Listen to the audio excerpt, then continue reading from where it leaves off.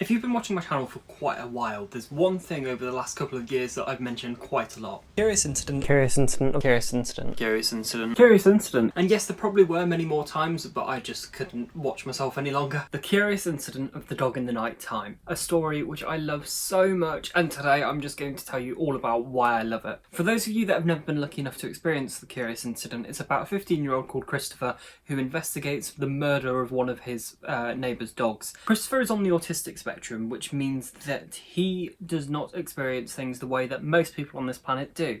However, as someone on the autistic spectrum, I very much related to this play. It didn't start off as a play, it started off as a book.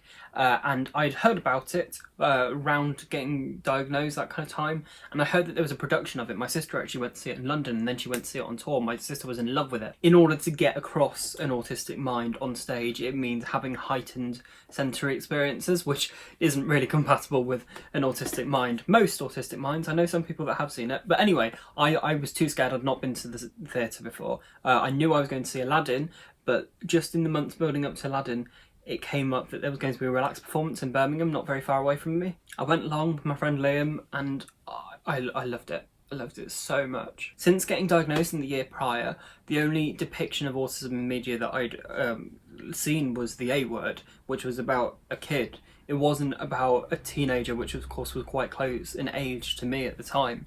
So that was my first experience of seeing autism depicted for someone like me. And I think I almost got spoiled with that being my first depiction because, well, that started something for me. Not only did it open up the theatre world for me and make me feel comfortable going to that, but it also opened up the world of reviewing autism depictions in the media, and they've gone to be some of my best viewed videos. So let's just say this play means a lot to me, basically. After seeing the relaxed performance, they hosted a Q&A where I got to ask a question to the cast, but I also met one of the cast afterwards. His name's Sam Newton, and he was playing Christopher, the lead, the autistic character. Sam isn't on the spectrum, but he'd just done such an amazing job, and I was just in amazement. That production came to an end as it was a touring production, and I thought, right, okay, I've experienced it once, that's lucky enough. And then I heard late last year that it was being revived for the West End. And not long after that came the announcement that there was going to be a relaxed performance of it during World Autism Awareness Week. I reached out to the PR behind it saying, look, please can I just do something with the show? And funnily enough, it was still Sam playing Christopher. So #gifted, I've got to put that everywhere, haven't I? I was given tickets to go and see the relaxed performance in London a few weeks ago, but before that I went to go and interview Sam about relaxed performances and about portraying someone on the spectrum and what that means to him. I'll stop blabbing now and hand over to me and Sam. So we met at the Birmingham Relaxed Performance, which I believe is your hometown. Yes, I've done my research. Mm-hmm. And I met you in the Q&A session afterwards. I think I was the smart-ass one who said, I'm 19 years old, 6 months. I think I went down to minutes. Now we're coming for the second Relaxed Performance that you've been involved in? Third. Okay, so where's the other one that you've I did one in... Sorry, fourth. No, I did one in Melbourne, one in Singapore, and now the other one today. Wow. So you played Christopher all over the world, and you've been playing it for how long? No? We started rehearsals in December 2016. So wow, so a good few years now.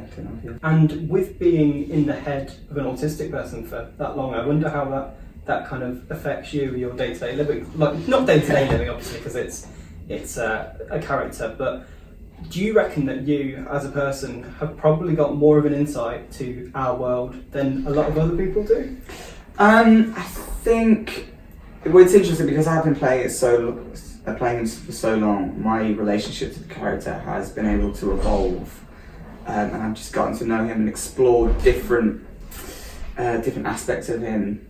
And I mean, as anyone who's seen the show will know, it's a very suffocating, or it can be quite overwhelming experience to watch, and it certainly feels like that to perform. And so I guess so. I mean, no one can ever really be inside someone else's shoes, but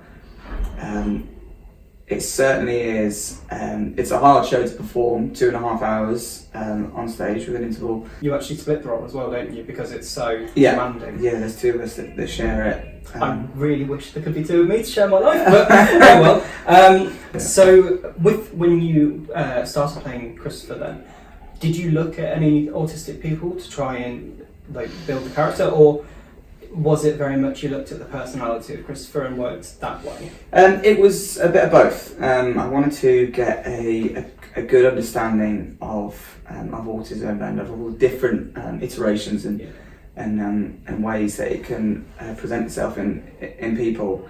And so I did do research. I met people. I read. I watched documentaries and tried to get a really good understanding of it. But then also, as you say, I first and foremost just needed to be true to the character and to Christopher. I read the book a few times, and I really tried to listen to the script. It's very clear what he likes, what he doesn't like. He says it. He doesn't ever, well, in the book or in the play, he doesn't ever talk about autism himself. No. But what he does do is he tries to process how he understands the world, and because he says, I find people confusing, and I like this, I don't like this, and so he is aware of his sort of not difference, but just his own particularities, and so I just try to stay true to that, and then let that inform the character. I think that's probably.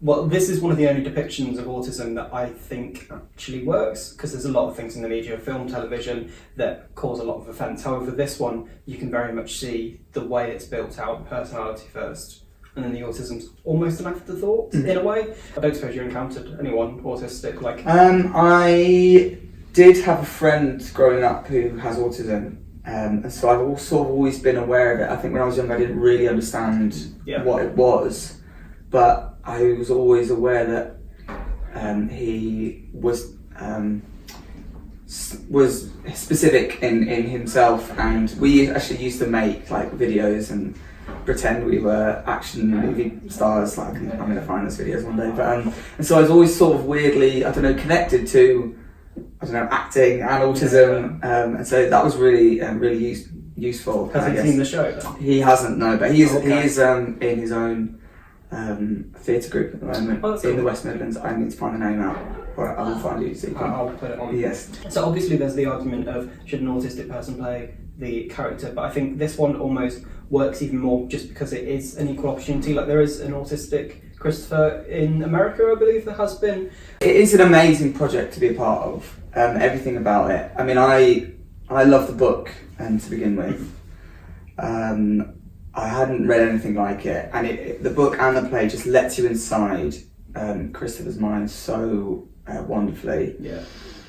And so to be a part of it, I mean, I completely agree that autistic actors should be able to to take on the role, and there is an autistic actor in America who did it. But this is a story. We're telling a story, and we're just trying to open up Christopher's mind to the audience, and however best we think we can do that, then that's how we do it. And I think it comes across absolutely brilliantly. That's why I'm here again 2 years later. I would come to every single show if there was like relaxed performances every show. But that brings me on to how the show is. Obviously, it's to represent an autistic mind. Therefore, everything's kind of amplified for neurotypical people to be able to see an autistic mind. So what in today's show has been taken out from the main show? It's quite a nuanced balance to try and find with relaxed performances, and what we try to do is to still give the show the most gripping, the most powerful version of the show we can, bearing in mind the audience that is going to come along. So I think the most important part is that an atmosphere in the room is created so people can feel as comfortable as possible. So in the room, the house lights will be raised slightly, the exits will be open so people can come and go as they choose. And then on stage, there are certain lighting effects, sound effects that are either slowed down or lowered slightly, so it's not a complete barrage and totally overwhelming. That said, we still want to give the show, and hopefully the audience can identify with Christopher and with his story as best as they can. So we don't want to go too far and then give a flat performance. Exactly. And I think when I saw it last time, well, it was one of the best things I've ever seen, so, you know, it can't have been that altered, could it? So, of course, what the National Theatre tend to do with their performances is have Q&As after they show with the cast. Why is that? I think an amazing thing about the National Theatre is that they try to be as inclusive as possible, and they reflect, well, as much as they can, and the community and the nation, and have an open dialogue with people who participate, and so yeah, they try and as much as they can listen, answer. So there you go. I hope you enjoyed that chat. Thank you to Sam for doing it, and thank you for everyone who arranged it. One of the questions I definitely had to bring up was the whole, should an autistic person be playing this role? But my personal opinion on this, I've said it many times before in videos, I don't care who's portraying it as long as they're doing it respectfully. And I hope that you can tell from that there's more than respect going into there. Not even just from Sam. After the show, there was another Q&A session like there was in Birmingham, and in that you could really tell how passionate every one of the cast and the director was about relaxed performances and being inclusive in theatre and portraying autism correctly. I don't know if I caught this on camera, but the director even went as far as to say that she feels that almost every performance should be a relaxed performance because theatre should be inclusive, and why shouldn't everyone be able to enjoy it, which is so good to hear that there's people like that behind the show. I of course had to take the opportunity to ask a question myself. I couldn't think of one for quite a while, but then one thing that had occurred to me was that, well, I'll just play the question. It's already been a book and a play, but do any of you see how it could translate into on screen, on TV or film? I know Brad Pitt owns the rights to it. Okay. His production company, yeah. He owns the rights, yeah. And I know that when I did it 3 years ago at Gielgud, Danny Boyle came to see it about half a dozen times.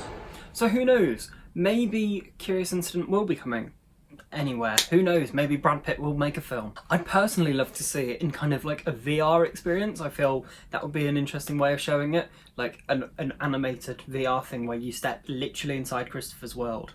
Wow, that would be overwhelming, but very good. Not only is it a brilliant story in itself, but it's great to see autism depicted in such a way which just feels so authentic, and it doesn't feel like it's being rammed down your throat either, which can happen in a lot of depictions. Everything is told through Christopher's eyes. You just get to see how, to Christopher, his world makes sense. And yeah, I relate to a lot of traits of his.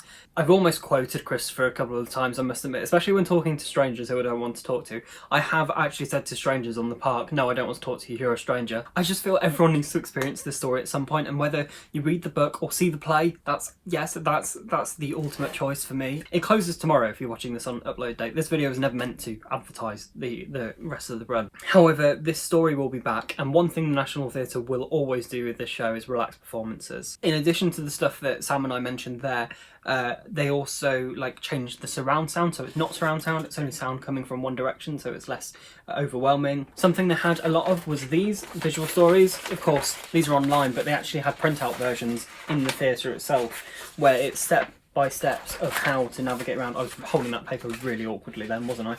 The National Theatre is such an established thing in, well, I was going to say in the UK theatre culture, but worldwide. Like, they did relaxed performances of Curious all over the world, but they do relaxed performances of their other shows too. So please go along, because they know what to do. They know how to make a comfortable environment. And you're watching this channel, you know what happened. That's the first show I saw, and then yeah, I'm going along to see a normal performance of Aladdin next week. Yes, for the 4th time, but just please at some point in your life, dedicate some time in whatever medium you do to experience this story.